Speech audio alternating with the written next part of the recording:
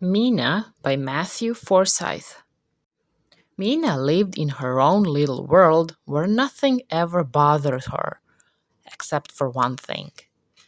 It wasn't her father who was always bringing home surprises from the outside world, and it wasn't a tin can he found that made his jokes louder.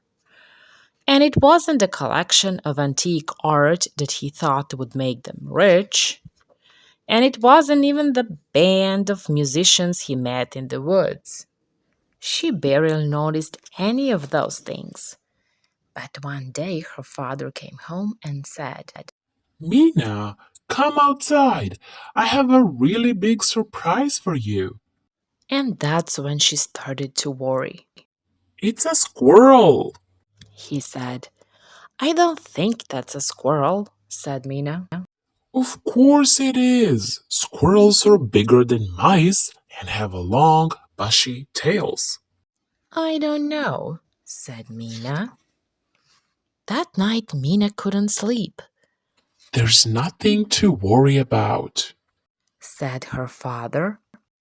Remember the time I brought home those stick insects and you taught them to read? That was so much fun.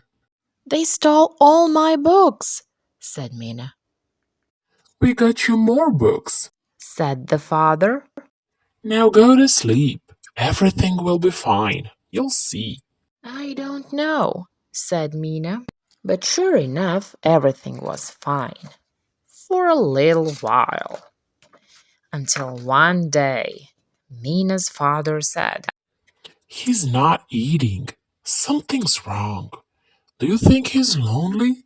Perhaps, said Mina, but whatever you do, don't bring home any more surprises. But the next day, he brought home 2 more surprises. But they wouldn't eat either. So Mina's father called a doctor who came right away. I'm sure there's nothing to worry about. But let me take a look at these squirrels. Said the doctor. Oh, I see the problem. Said the doctor. The problem is that these squirrels are definitely cats. Oh no! Said Mina's father. Oh dear, said Mina. And then all at once, the cats chased Mina and her father and the doctor into the woods and over the pond and up a tree. When finally Mila said, Stop! We shared our home with you, our food, our toothpaste, and this is how you repay us? By trying to eat us? Yes, said the cats. And they were about to eat the mice when the strangest thing happened. A stick insect walked slowly into the fray, and she licked her finger and opened a book and started reading out with a deep, charismatic voice, which is how all stick insects sound. And the cats slowly fell asleep. Quietly, Mina and her father and the doctor stole away.